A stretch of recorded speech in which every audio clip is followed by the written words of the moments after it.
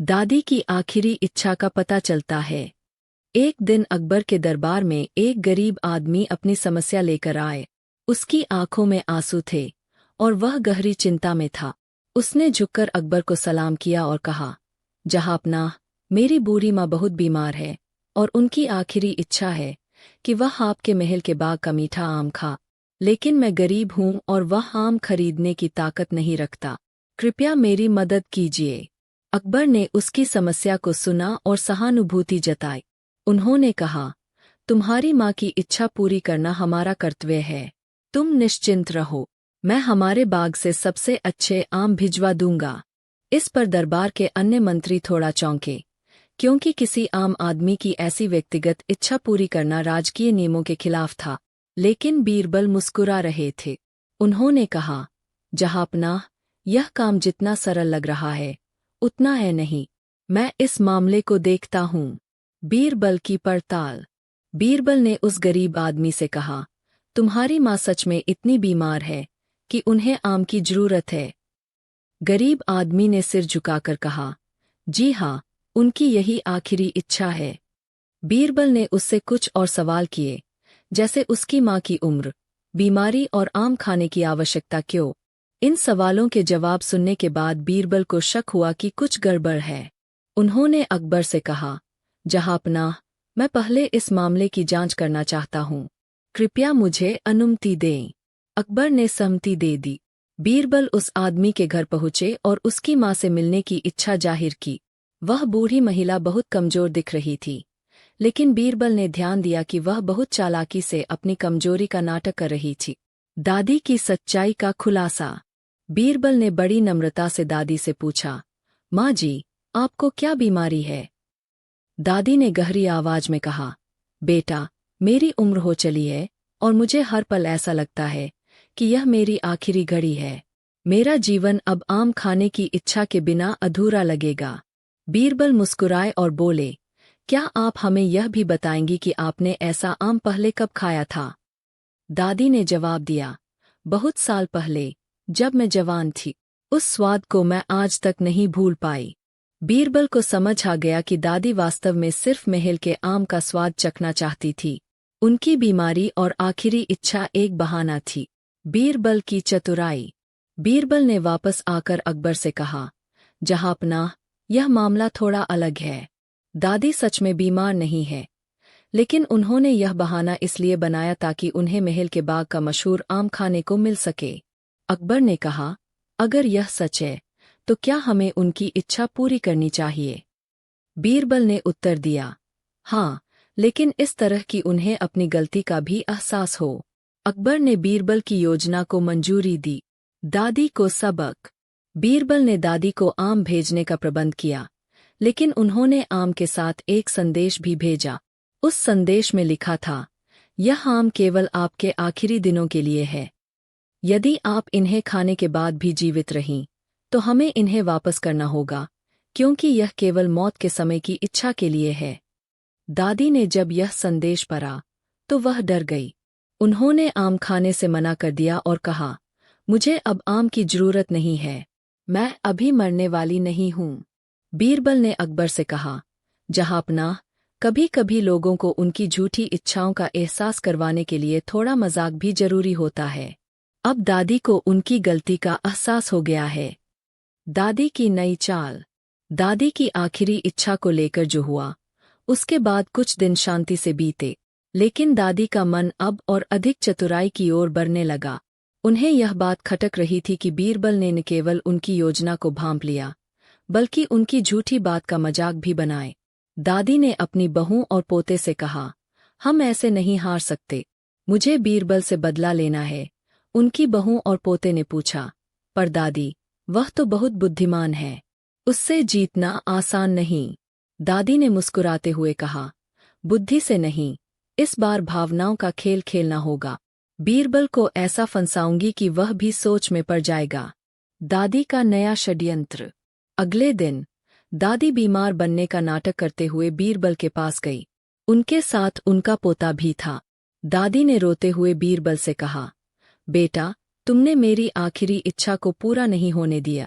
अब मुझे लगता है कि मैं सच में कुछ ही दिनों की मेहमान हूँ, लेकिन इस बार मेरी एक और आखिरी इच्छा है। मुझे महल के बाग में घूमने की अनुमति चाहिए। वहाँ की खुशबू में दम तोड़ना चाहती हूँ। बीरबल समझ गए कि यह दादी की नई चाल है। उन्होंने सोचा, इस बार दादी को ऐसा जवाब देना होगा कि उनकी चालाकी फिर सामने आ जाए। बीरबल ने अकबर को दादी की इच्छा के बारे में बताए। अकबर ने कहा, बीरबल, इस बार तुम कुछ ऐसा करो कि दादी को अपनी गलतियों का पछतावा हो, लेकिन उनकी भावनाओं को ठेस भी न पहुँचे। बीरबल की चाल। बीरबल ने दादी को महल के बाग में घूमने की अनुमति दे दी, लेकिन उन्होंने कुछ खास प्रबंध किए। उन्होंने बाग के चारों ओर पहरेदार तैनात कर दिए और यह आदेश दिया कि दादी को बाग के एक हिस्से तक ही सीमित रखा जा। जब दादी बाग में पहुंची, तो उन्होंने देखा कि वहां हर तरफ आम के पेड़ लगे थे, जिन पर पके हुए रसदार आम झूल रहे थे। उनके मन में फिर से लालच जागा। उन्होंने सोचा, अब मैं महल के बाग का आम खाकर ही रहूंगी। जैसे ही दादी ने एक आम तोड़ने की कोशिश की, पहरेदारों ने उन्हें रोका और कहा, दादी जी, आपको सिर्फ बाग में घूमने की अनुमति है, आम खाने की नहीं। दादी ने गुस्से में कहा, यह कैसा अन्याय है। मेरी आखिरी इच्छा का सम्मान नहीं किया जा रहा। यह सुनकर बीरबल सामने आए और बोले, दादी जी, अगर हर बार आपकी आखिरी इच्छा इस तरह बदलती रही, तो हम कैसे जाने कि आपकी कौन सी इच्छा सच में आखिरी है। दादी का पछतावा। बीरबल की बात सुनकर दादी को अपनी गलती का एहसास हुआ। उन्होंने सिर झुकाकर कहा, बीरबल, तुम सही कहते हो। मेरी इच्छाएं झूठी थीं और मैंने अपने स्वार्थ के लिए नाटक किया। मैं अब वादा करती हूं कि कभी झूठ नहीं बोलूंगी।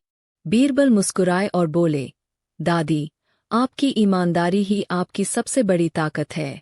अगर आप सच्ची होती, तो आपको ये सब झेलना नहीं पड़ता। अकबर ने यह सब सुना और बीरबल की बुद्धिमत्ता की फिर से प्रशंसा की। उन्होंने कहा, बीरबल, तुमने इस मामले को जिस तरह सुलझाया, वह हमारे राज्य में नैतिकता की मिसाल बन जाएगा। दादी का बदलता जीवन। दादी को अपनी गलती का एहसास तो हो गया था, लेकिन उनके मन में अभी भी यह जिज्ञासा थी कि बीरबल हर बार उनकी चालाकियों को कैसे समझ लेता है। उन्होंने खुद को बदलने का निश्चय किया और अपनी बहू और पोते से कहा, अब मैं ईमानदारी का जीवन जीऊंगी। मुझे यह भी समझना है कि बीरबल की तरह बुद्धिमान कैसे बना जाए। दादी ने अपनी दिनचर्या बदल दी। अब वह हर सुबह गांव के बच्चों को कहानियां सुनाने लगीं और उन कहानियों में ईमानदारी और नैतिकता का पाठ पढ़ाती। उनकी कहानियां इतनी लोकप्रिय हो गईं कि आसपास के गांवों के लोग भी उन्हें सुनने आने लगे। बीरबल को जब यह बात पता चली, तो उन्होंने अकबर से कहा, जहांपनाह, कभी कभी लोग अपनी गलतियों से ही सीखते हैं। दादी अब गांव के बच्चों को सिखा रही है कि सच बोलना कितना जरूरी है। उनकी यह नई शुरुआत सराहनीय है। दादी की परीक्षा। कुछ समय बाद अकबर ने सोचा कि दादी को परखने के लिए एक परीक्षा ली जाए। उन्होंने बीरबल से कहा, क्या तुम यह सुनिश्चित कर सकते हो कि दादी अब सच बोल रही है और उनका स्वभाव पूरी तरह बदल गया है। बीरबल मुस्कुराए और बोले, जहांपनाह, यह काम तो आसान है। दादी का इम्तिहान लेने का सबसे अच्छा तरीका यह है कि उन्हें फिर से एक लालच दिया जाए। अकबर ने दादी को महल में बुलवाया और उनसे कहा, दादी, हमने सुना है कि आपने गांव के बच्चों को नैतिकता सिखाना शुरू कर दिया है। यह बहुत अच्छी बात है, लेकिन हमें यह जानना है कि आप अब लालच से कितनी दूर है। महल के बाग का सबसे बड़ा और मीठा आम आपके लिए रखा गया है। अगर आप चाहें तो उसे खा सकती है।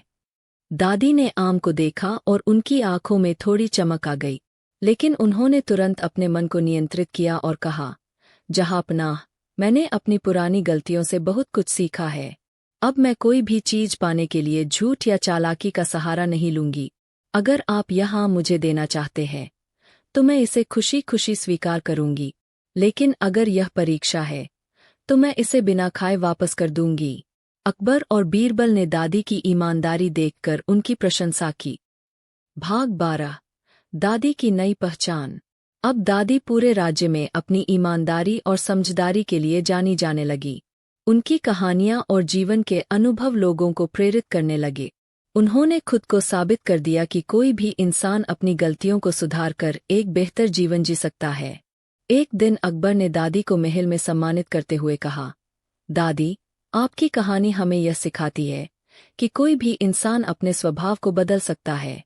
आपने यह दिखा दिया कि सच्चाई और ईमानदारी सबसे बड़ी ताकत है।